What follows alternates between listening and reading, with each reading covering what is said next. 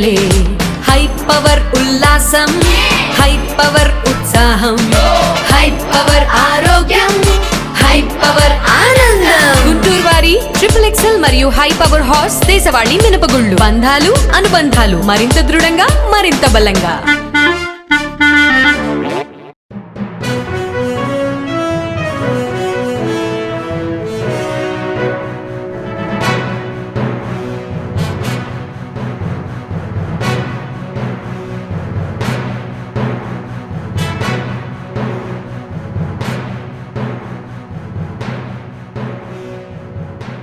నమస్కారం. NXTG news కి స్వాగతం. ఈనాటి వార్తా విశేషాలు. పొట్టి శ్రీరాములు జయంతి సందర్భంగా సీఎం చంద్రబాబు నివాళులు అర్పించారు. ఉండవల్లిలోని సీఎం నివాసంలో ఏర్పాటు చేసిన కార్యక్రమంలో మంత్రి నారాయణ, డుండి రాకేష్ తదితరులు పాల్గొన్నారు. ఈ సందర్భంగా చంద్రబాబు మాట్లాడుతూ పొట్టి శ్రీరాములు 58 రోజులకు దీక్షకు గుర్తుగా రాజధానిలో 58 అడుగుల విగ్రహం ఏర్పాటుకు నిర్ణయం తీసుకున్నామని తెలిపారు.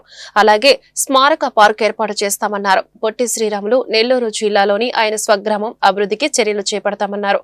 అక్కడ మ్యూజియం ఏర్పాటు చేసి ఆయన పేరుతో ఆధునిక ఉన్నత పాఠశాల నిర్మిస్తామన్నారు. ఈ ఉగాది నుంచి P4 విధానం ప్రారంభిస్తున్నామని ప్రకటించారు. ఆర్థిక అసమానతలు తొలగించేందుకు ఈ విధానం అన్నారు.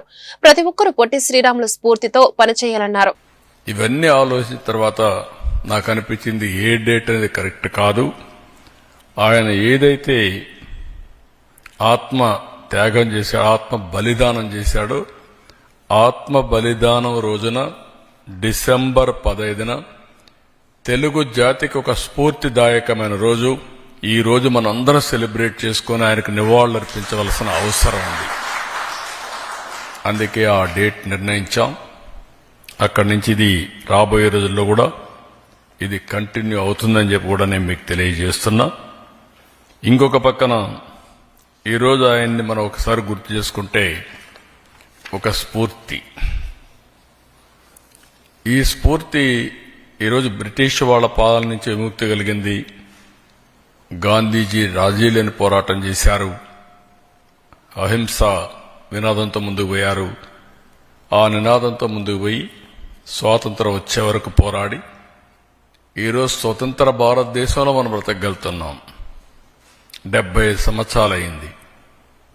ఈరోజు మన పరిపాలనలో మనం పాలించుకుంటూ 2047కి ప్రపంచంలో భారతదేశం ఒకటో రాష్ట్రంగానో రెండో దేశంగానో ఉంటుంది. ఈ 1-2 రాష్ట్రాల్లో దేశాల్లో భారతదేశం ఉంటే ఆంధ్రప్రదేశ్ రాష్ట్రాన్ని పొట్టి శ్రీరాములు త్యాగం చేసి సాధించిన ఈ రాష్ట్రాన్ని 2047కి స్వర్ణాంధ్రప్రదేశ్గా నెంబర్ 1 స్టేట్గా తయారు చేయడానికి మనం కంకణం కట్టుకొని పనిచేస్తున్నాం. తెలుగు జాతి ప్రపంచం అంతా నెంబర్ 1గా ఉండాలనేది మన సంకల్పం అని చెప్పి కూడా నేను మీకు తెలియజేస్తున్నా. ఇలాంటి సందర్భంలో మనం అందరం కూడా గుర్తుపెట్టుకోవాల్సింది, కొంతమంది ముందుకొచ్చి పొట్టి శ్రీరాములు మెమోరియల్ ట్రస్ట్ ఏర్పాటు చేస్తే బాగుంటుందన్నారు. చాలా సంతోషం. ప్రభుత్వాలు చేయడం కంటే అభిమానులు సమాజం ముందుకొచ్చి ఆయన చేసిన త్యాగాల్ని గుర్తు చేసే విధంగా మీరు ట్రస్ట్ పెట్టి చేయగలిగితే అది ఎప్పటికీ శాశ్వతంగా ఉంటుంది. నా జీవితం నేను చాలా చూశాను. ప్రభుత్వం చేసేది రొటీన్గా ఉంటుంది, మీరు చేసేది ఒక స్ఫూర్తిదాయకంగా ఉంటుంది. అలాంటి స్ఫూర్తిదాయకంగా ముందుకు వచ్చిన మిమ్మల్నే కాకుండా రాష్ట్రంలో ఉండే ప్రతి ఒక్కరిని కూడా అభినందిస్తున్నా. మనం అందరం కూడా ఏది కూడా ఒక వారసత్వంగా భావితరాలకు అందించాల్సిన అవసరం ఉంది. ఏదైతే పొట్టి శ్రీరాములు గారు త్యాగం చేసిన తర్వాత ఒక రాష్ట్రం ఏర్పడి తెలుగు వారి పరిపాలనలో పాలన పరిస్థితి తీసుకొచ్చారు. ఏపీ సీఎం చంద్రబాబు సమక్షంలో housing and urban development corporation CRDA మధ్య ఒప్పందం జరిగింది. ఈ ఒప్పందం ప్రకారం రాజధాని అమరావతిలో నిర్మాణాలకు హడ్కో 11,000 కోట్ల రుణం ఇవ్వనుంది. ఈ మేరకు జనవరి 22న ముంబైలో నిర్వహించిన హడ్కో బోర్డు సమావేశంలో అంగీకారం తెలిపారు. ఒప్పందం పూర్తయిన నేపథ్యంలో త్వరలో ఆ నిధులను విడుదల చేయనున్నారు. ఈ కార్యక్రమంలో మంత్రి నారాయణ, హడ్కో CMD సంజయ్ ఖులే శ్రేష్ఠ పాల్గొన్నారు.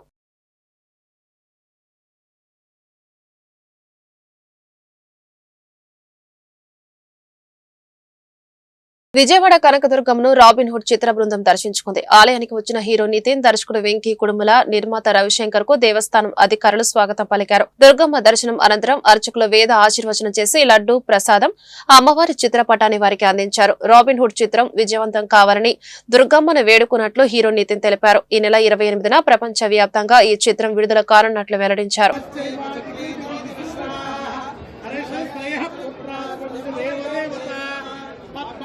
పద్మూరు పద్మాక్షి పద్మ సంభవే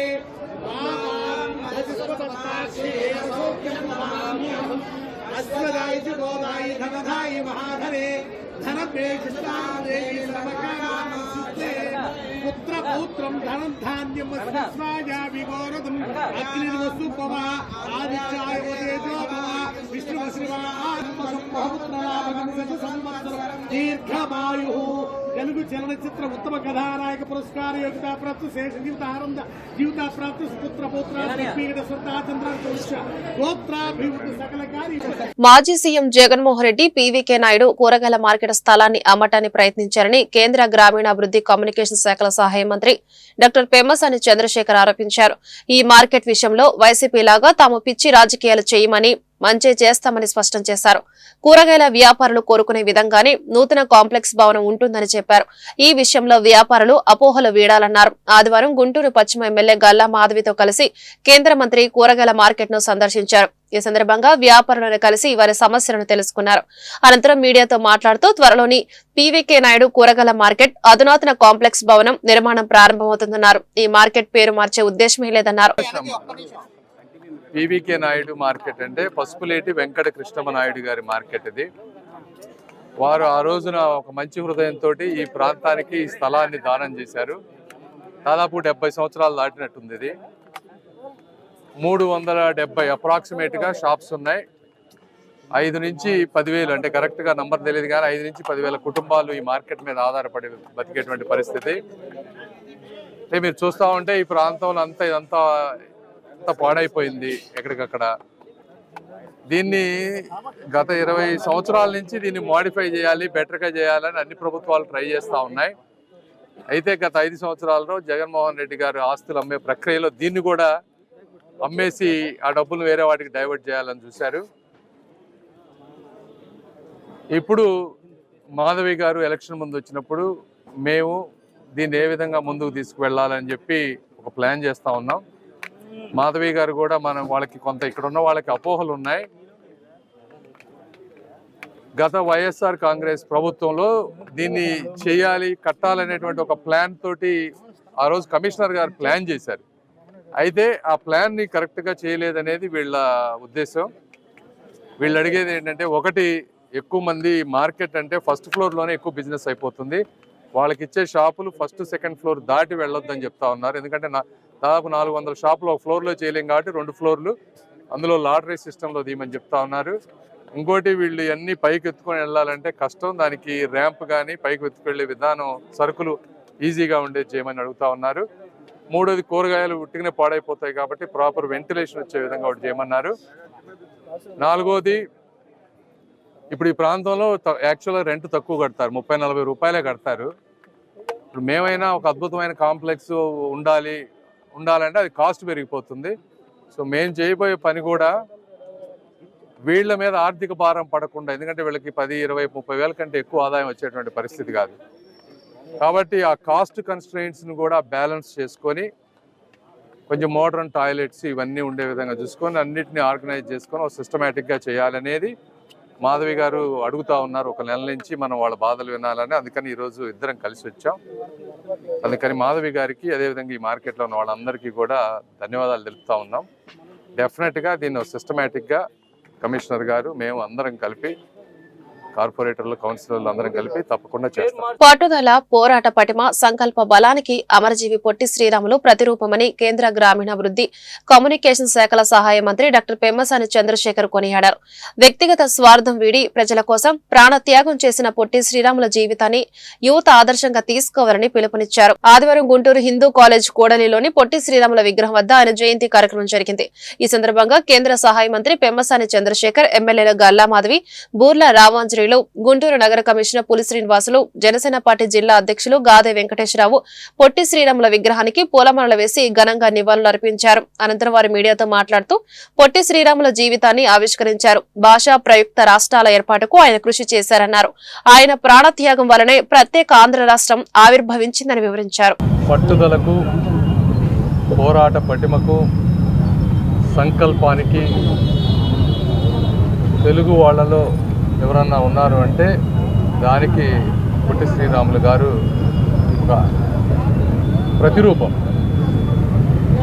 మరి ఈ రోజుల్లో చూస్తూ ఉంటే మాకు కూడా ఆఫీసులకు వచ్చేటప్పుడు కానీ రిక్వెస్ట్లు వచ్చేవి కూడా ఎక్కువ వ్యక్తిగత అవసరాలతోటి ఎక్కువ మంది ప్రజాప్రతినిధుల దగ్గరికి వస్తూ ఉన్నారు.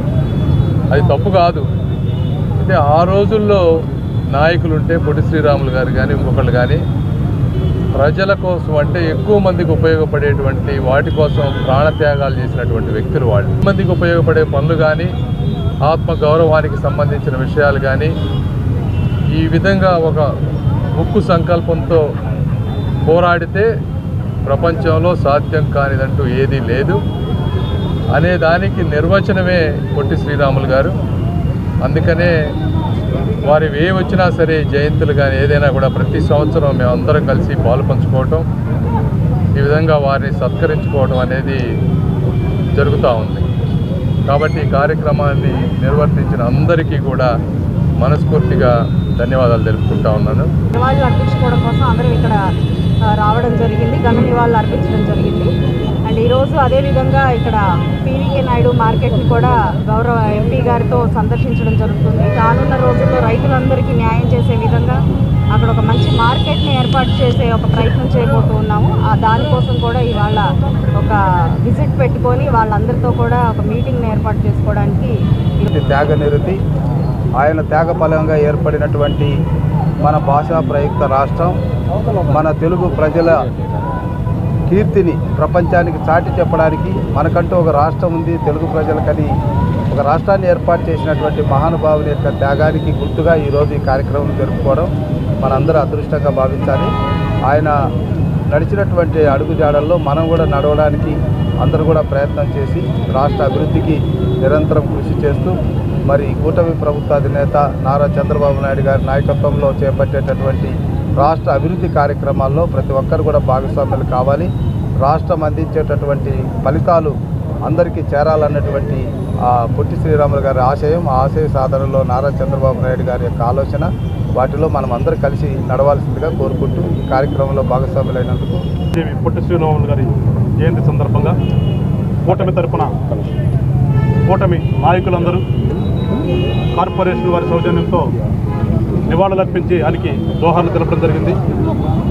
పెద్దలు పెంసాని గారు చెప్పినట్లుగా ఒక ఆశయం కోసం, ఒక పట్టుదలతో ప్రజల కోసం లీడరు అన్న సంధాన బ్రతికి ఆశయాన్ని సాధించి ఇవాళ మనందరి చేత చనిపోయినప్పటికి కూడా నిలువుటెత్తున విగ్రహాలు పెట్టి పూజించుకున్నామంటే ఒక నాయకుడికి ఉండవలసినటువంటి లక్షణం ఇవాళ అందరూ కూడా నేర్చుకోవాలి.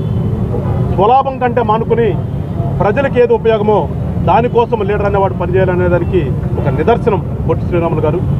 కనుక అందరికీ ఒకటే కోరుకున్నాం, కూటమి తరఫున కూటమి లక్ష్యం ఈ రాష్ట్రాన్ని అభివృద్ధి చేయడానికని ఏర్పడింది. కాబట్టి ఆ అభివృద్ధిలో అందరూ భాగస్వాములు తప్పితే ఎక్కడ కూడా స్వలాభం కోసం ప్రయత్నించకుండా, నాయకులను ఇబ్బంది పెట్టకుండా మూకుమ్మడిగా మన ప్రాంతానికి ఏది ఉపయోగమో ఆ ప్రాంతం యొక్క సమస్యల్ని లీడర్ల దగ్గరికి తీసుకొచ్చి మీరు పరిష్కరించుకోవాలని చెప్పేసి ఈ రోజున కూటమి తరఫున. గుంటూరు మాజీ ఎమ్మెల్యే తూర్పు నియోజకవర్గ కాంగ్రెస్ ఇన్ఛార్జ్ షేక్ మస్తాన్ వలీ ఆధ్వర్యంలో ముస్లిం పేద మహిళలకు రంజాన్ తోఫా పంపిణీ కార్యక్రమం ఆదివారం జరిగింది. ఈ కార్యక్రమంలో మాజీ మంత్రి డొక్కా మాణిక్యవర ప్రసాద్, లింగంశెట్టి ఈశ్వరరావు పాల్గొన్నారు. ఈ సందర్భంగా వారు మీడియాతో మాట్లాడుతూ పవిత్ర రంజాన్ మాసం ఔన్నత్యాన్ని వివరించారు. ప్రతి సంవత్సరం మస్తాన్ వలీ ఆధ్వర్యంలో రంజాన్ తోఫా అందించడం గొప్ప విషయమన్నారు. రంజాన్ మాస్ సందర్భంగా ముస్లింలు జరుపుకునేటటువంటి అతి పెద్ద పండుగల్లో రంజాన్ ఒకటి. దీని ఒక ప్రత్యేకమైనటువంటి స్థానం ప్రపంచవ్యాప్తంగా ఉంది. 30 రోజుల పాటుగా కఠోరమైన ఉపవాసాలు తెస్తూ దేశంలో మనిషి అనేటటువంటి వ్యక్తి ఆకలిని జయించి త్యాగంతో, కఠోరమైనటువంటి ఉపవాసంతో పుణ్య కార్యక్రమాలు చేయటానికి పాపాలని కడుక్కోవటానికి ఒక మార్గాన్ని చూపించేటటువంటిదే పవిత్రమైనటువంటి రంజాన్ మాసం. ఈ పండగ సందర్భంగా పైవాడి దయ వల్ల అల్లాని ఇష్టపరచడం కోసం ప్రతి సంవత్సరం మా చేత, మా కుటుంబం చేత, సాటి ముస్లింలు, సాటి సోదరులు కూడా పండుగను జరుపుకోవాలి అనేటటువంటి తలంపుతో ఆయన ఇష్టపరచుటకై మరి రంజాన్ తోఫాని ఇచ్చేటటువంటి కార్యక్రమం. దీన్ని ఇదేదో మీద ఘనకార్యంగా భావించేటటువంటి కార్యక్రమం కాదు. సమాజంలో ప్రతి ఒక్కళ్ళు, సాటి మానవుడు కూడా సమానత్వంతో పండగ జరుపుకోవాలనేటటువంటి తలంపు మా కుటుంబం నిత్యం ఆలోచించేటటువంటి దానిలో భాగంగా ఇటువంటి కార్యక్రమం చేపడతా ఉన్నాం. దీన్ని వెనక ఇదేదో మా కుటుంబం వరకు చేస్తే అయ్యేటటువంటిది కాదు. ఇవాళ డొక్కా మాణిక్ ప్రసాద్ గారు, ఈశ్వరరావు గారు, మరి ముఫ్తీ జావేద్ గారు, అనేక మంది యువ మిత్రులు గడిచిన వారం రోజుల నుంచి కష్టపడితే కానీ వేల మంది కుటుంబాలకి రేషన్ ఇచ్చేటటువంటి కార్యక్రమం, ఈ తోఫా ఇచ్చేటటువంటి కార్యక్రమం జరుగుతూ ఉంది. ఈ మిత్రులందరినీ కూడా ఈ సందర్భంగా అభినందిస్తూ ఈ కార్యక్రమాన్ని మరింతగా మా చేత చేయించే విధంగా శక్తి, యుక్తి ఆ పైవాడు కలుగజేయాలని చెప్పి సమాజంలో కూడా ప్రభుత్వాలు కొన్ని చేయలేనటువంటి వ్యక్తుల చేత చేయించి ఇటువంటి దాన్ని ప్రతి ఒక్కళ్ళు కూడా చేసే విధంగా శక్తి. పవిత్ర రంజాన్ పండుగ సందర్భంగా ప్రతి సంవత్సరం కూడా మాజీ ఎమ్మెల్యే కాంగ్రెస్ పార్టీ నాయకులు మస్తానూర్ గారు పేద ముస్లిమ్స్ని ఆదుకోవడానికి అనేక కార్యక్రమాలు చేస్తూ ఉంటారు. రంజాన్ మాసంలో ముస్లిం సోదరులంతా కూడా ఉపవాసాలు ఉంటారు. వాళ్ళలో చాలామంది పేదవాళ్ళు ఉంటారు. వాళ్ళు కూడా పండుగని గౌరవంగా చేసుకోవాలనే రంజాన్ ఒక కార్యక్రమం వాళ్ళ కుటుంబ సభ్యులంతా కలిసి ఇస్తూ ఉంటారు. ఆ కార్యక్రమంలో ఈరోజు ఈశ్వరరావు గారిని, నన్ను, పెద్దలందరినీ ఆహ్వానించారు. ఇది మంచి సాంప్రదాయం. ఇలాగ పేదవాళ్ళని ఆదుకోవటం అనేది కూడా ఆ అల్లాకి చాలా సంతృప్తినిస్తుంది. మంచి కార్యక్రమం.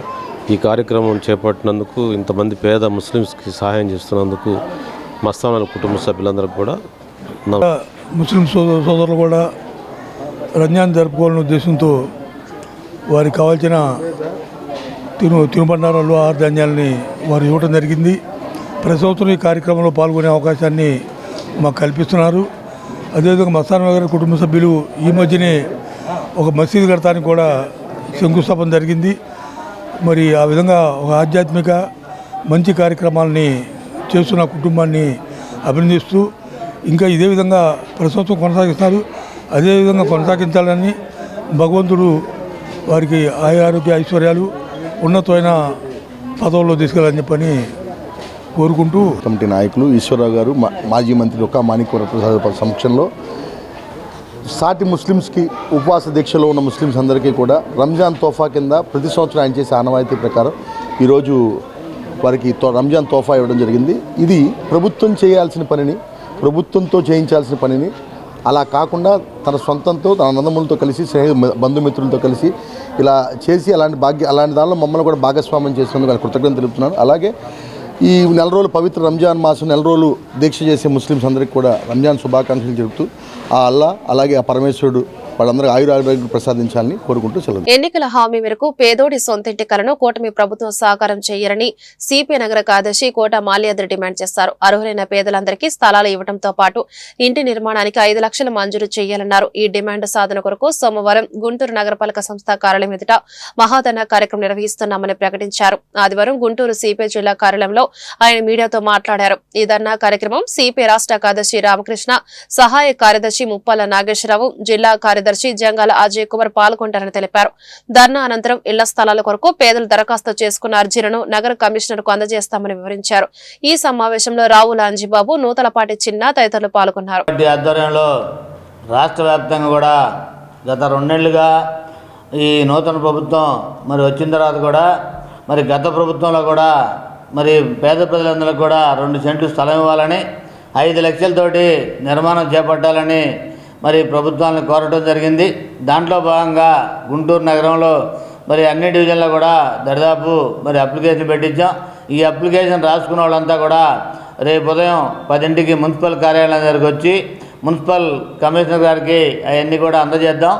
నగరంలోని మరి అప్లికేషన్ రాయించుకున్న వాళ్ళందరూ కూడా నగరపాలక సంస్థ దగ్గరికి రావాల్సిందిగా రేపు 10ంటికి కోరుతా ఉన్నాం నగర ప్రజల్ని. అట్లాగే మరి సచివాలయాల దగ్గర కూడా చాలా డివిజన్లో కూడా ఇవ్వడం జరిగింది. వారు కూడా వచ్చి మరి మున్సిపల్ కమిషనర్ గారికి గారిచే కార్యక్రమంలో పాల్గొనాల్సిందిగా కోరుతా ఉన్నాం.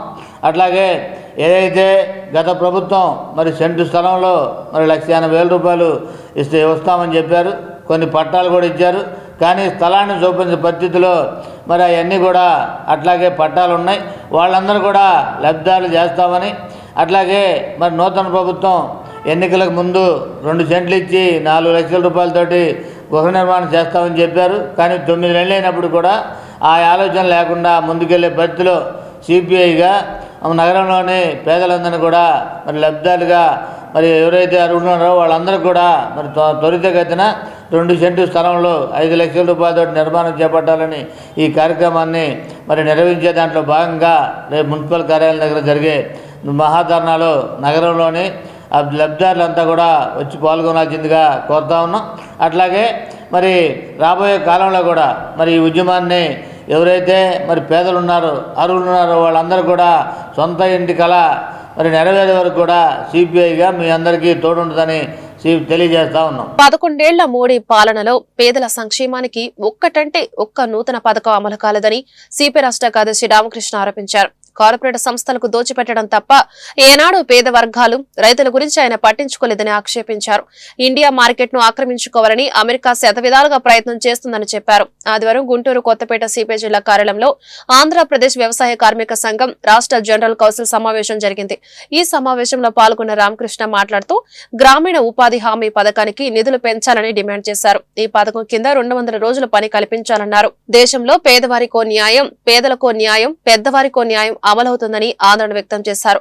అధికారమే పరమావధిగా అలిమికాని వాగ్దానాలు చంద్రబాబు చేశారని చెప్పారు. పేదలకు స్థలాలు ఇచ్చి ఇల్లు కట్టుకోవడానికి 5 లక్షలు ఇవ్వాలని డిమాండ్ చేశారు. ఈ సమావేశంలో మాజీ ఎమ్మెల్సీ జెల్లీ విల్సన్, ప్రముఖ అధ్యాపకులు చక్రవర్తి బుద్ధాచార్య, ముప్పాల నాగేశ్వరరావు, జంగల అజయ్ కుమార్, ఆవుల శేఖర్ తదితరులు పాల్గొన్నారు.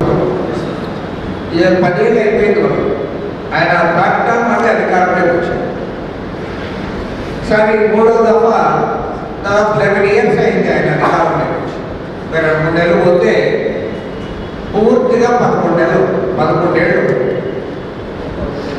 మరి 11 సంవత్సరాల కాలంలో గ్రామీణ ప్రాంతాల్లో ఉన్న పేద ప్రజల కోసం కానీ లేదా ఇతర పేదల కోసం కానీ చేతి వృత్తిదారుల కోసం కానీ కొత్తగా ఏమైనా ఒక్క స్కీమ్ ఏమైనా తెచ్చారు? ఒక్క స్కీమ్ నరేంద్ర మోడీ గారు పేదవాళ్ళ కోసం కొత్తగా పలానా స్కీమ్ తెచ్చినట్టు చెప్పడానికి నేనైతే మరి ఎక్కడ కూడా వాళ్ళ గురించి అసలు మాట్లాడి 2014లో నరేంద్ర మోడీ అధికారంలోకి వచ్చినప్పుడు కూడా ఒకసారి మనం గమనిస్తే ఆయన ఏనాడు కూడా పేదల గురించి కానీ పేదరికం గురించి కానీ కష్టజీవుల గురించి కానీ గ్రామీణ ప్రాంత రైతుల గురించి కానీ ఆయన ఏమి మాట్లాడు, ఏమాత్రం కూడా దాని గురించి చేయడు. రైతులు సుదీర్ఘ పోరాటం చేసినా పట్టించుకోడు. వ్యవసాయ కార్మికులు తమ సమస్యలు ఏమైనా అంటే ఆయన ఎప్పుడు వీళ్ళ గురించి మాట్లాడు. ఇవాళ పెను ప్రమాదం ఏమంటే ఒకవైపు మన గవర్నమెంట్ ఈ రకంగా ఉందని మనం ఇది అవుతా ఉంటే ఇవాళ మన అమెరికాలో ఎన్నికల్లో మళ్ళీ అధ్యక్షుడిగా ఎన్నికైన డొనాల్డ్ ట్రంప్ ఇవాళ ఆయన కొత్త సమస్యలు తెస్తా ఉన్నారు. కొత్త సమస్య ఆయన ఏమంటే ఆయన కన్ను పడింది. ఇవాళ భారతదేశంలో అగ్రికల్చర్ మార్కెట్ చాలా పెద్దది, ఇది వ్యవసాయ దేశము, ఇది చాలా విస్తృతంగా మార్కెట్ ఉంది. ఆ మార్కెట్లోకి ఎట్లయినా సరే అమెరికన్ పెట్టుబడిదారులను తెచ్చి దాంట్లో జోక్యం చేయాలి. కాబట్టి ఏమంటాడు, సుంకాలన్నీ పెంచుతామంటాడు.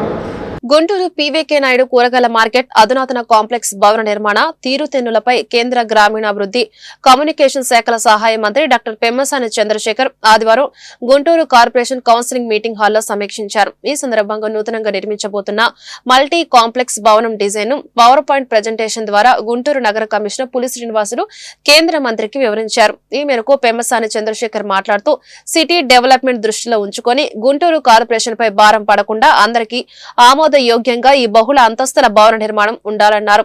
నగరవాసుల భవిష్యత్ అవసరాలను దృష్టిలో ఉంచుకొని ఆదాయ వనరుగా వ్యాపారులకు జీవనాధారంగా ఈ కాంప్లెక్స్ కొనసాగాలన్నారు.